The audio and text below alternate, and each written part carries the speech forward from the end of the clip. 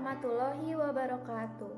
Kami dari kelompok 1 akan mempresentasikan materi tentang siklus pendapatan dan sistem penjualan. Sebelum itu, perkenalkan anggota kelompok kami, yaitu saya, Akila Salsabil, lalu ada rekan saya, Suci Sukmadewi, Siti Solihah, Yuli Nur Oktaviani, dan Siti Nurjana. Kita langsung saja membahas materi yang pertama, yaitu siklus pendapatan. Siklus pendapatan merupakan suatu rangkaian aktivitas bisnis dan kegiatan pemrosesan informasi terkait yang terus berulang dengan menyediakan barang dan jasa kepada para pelanggan dan menagih kas sebagai pembayaran dari penjualan-penjualan tersebut.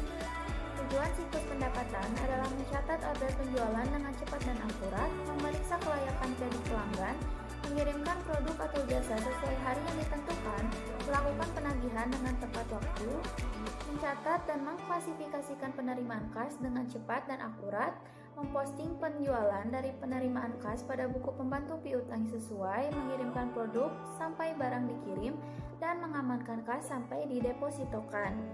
Lanjut, ada 3 konsep siklus pendapatan.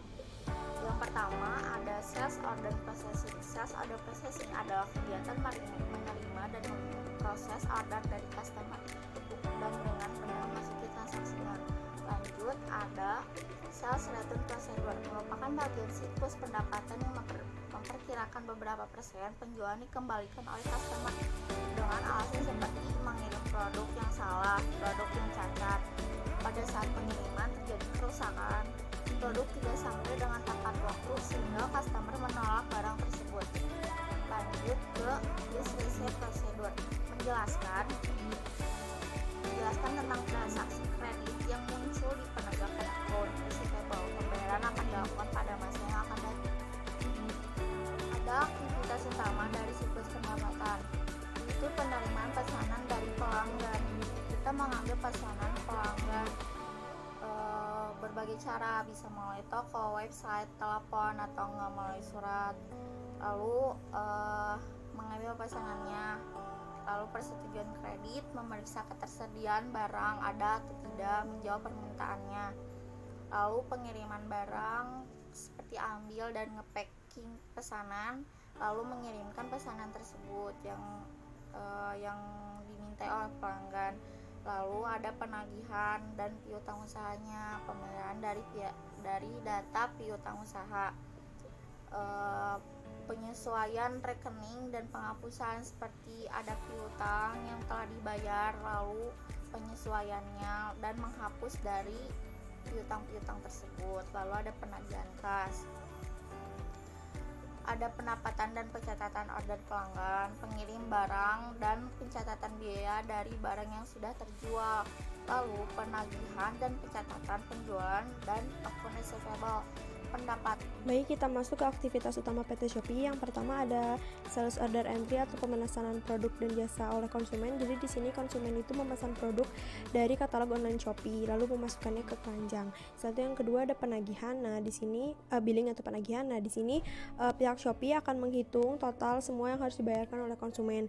Yang ketiga ada cash collection atau penerimaan uang. Jadi di sini nanti konsumennya akan mentransfer uang tersebut, biaya total semuanya melalui transfer bank, debit atau kredit, bisa juga lewat Indomart atau Alfamart. Lalu yang keempat ada shipping atau pengiriman produk. Nah, di sini nanti dari pihak Shopee-nya, dari pihak online shop-nya akan pergi ke jasa ekspedisi barang. Lalu selanjutnya kita masuk ke sistem penjualan. Nah, di sini sistem penjualan sendiri definisinya yaitu suatu kesatuan proses yang saling mendukung dalam usahanya untuk memenuhi kebutuhan pembeli dan bersama-sama mendapatkan kepuasan dan keuntungan. Lalu selanjutnya masuk ke aktivitas utama sistem penjualan. Yang pertama itu start, lalu masuk ke aplikasinya. Sudah itu muncul tampilan kolom login dan register. Nah, kalau register itu bagi yang belum memiliki akun. Lalu kalau sudah berhasil dan sudah ada akunnya, maka login dengan menggunakan nama pengguna dan password yang sudah didaftarkan tadi. Nah, lalu jika sudah, maka akan ke tampilan menu utama, yaitu seperti barang, stok, harga, dan lain-lain. Nah, jika sudah menentukan nama barang, stok, dan harga, akan muncul pemilihan kurir yaitu JNE, JNT, atau GoSend. Bisa juga menggunakan Shopee Express. Selanjutnya akan muncul pemilihan diskon. Kalau misalnya tidak ada diskon, berarti sudah berakhir di pemilihan kurir tadi. Saya di sini akan menjelaskan tentang input sistem penjualan. Input sistem penjualan sendiri mencakup purchase order, yaitu order yang diterima dari konsumen, kemudian order penjualan, yaitu sarana untuk merekam order konsumen yang dibuat oleh perusahaan, kemudian ada order acknowledgement, yaitu rangkap dari order penjualan yang dikirim ke konsumen untuk memberitahu konsumen bahwa ordernya telah diterima, kemudian ada picking list, yaitu rangkap dari order penjualan yang dikirim ke bagian gudang sebagai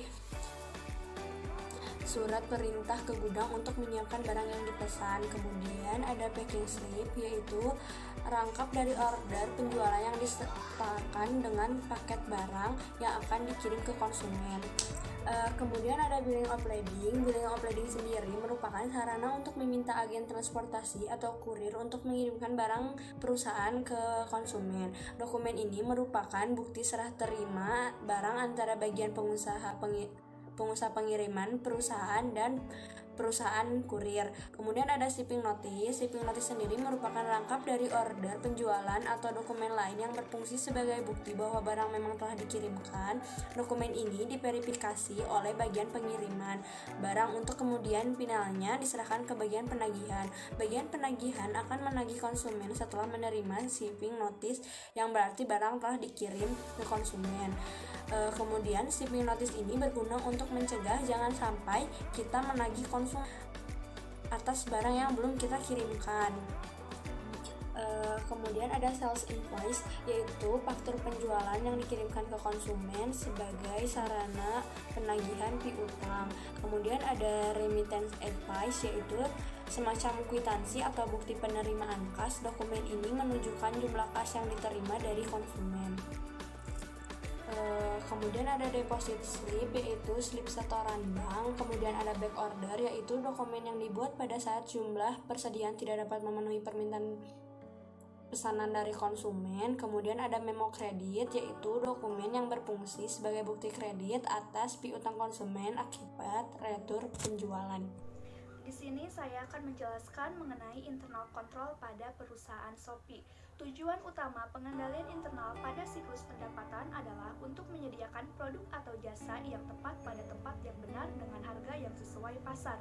Selain itu, pengendalian internal juga bertujuan untuk menjaga validitas dari transaksi-transaksi, menjaga integritas dan kerahasiaan data, serta membuktikan bahwa dokumen yang dikirim dan diterima telah sesuai.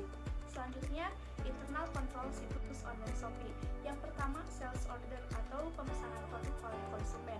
Dalam sales order ini harus dilakukan pengendalian internal, yaitu adanya pengiriman konfirmasi pesanan kepada email konsumen yang memesan. Yang kedua, memperbaharui stok di situs belanja online Shopee sesuai dengan persediaan produk di gudang. Yang kedua yaitu billing atau penagihan. Dalam penagihan ini harus melakukan pengendalian internal, mengintegrasikan invoice dengan sales order, serta memunculkan performa invoice sebelum konsumen memesan produk. Selanjutnya yang ketiga yaitu cash. Selanjutnya, pihak penjual online konfirmasi terlebih dahulu dengan mengirim pesan ke konsumen untuk memastikan pesanan yang dilakukan telah sesuai. Selanjutnya yang keempat yaitu shipping atau pengiriman paket. Dalam pengiriman paket ini harus dilakukan pengendalian internal, yaitu membandingkan pesanan konsumen dengan bukti pengemasan yang akan dikirim. Selanjutnya serta konfirmasi dengan pihak ekspedisi agar paket sampai kepada konsumen. Sekian presentasi dari kelompok kami. Mohon maaf apabila banyak kesalahan dan kekurangan. Wassalamualaikum warahmatullahi wabarakatuh.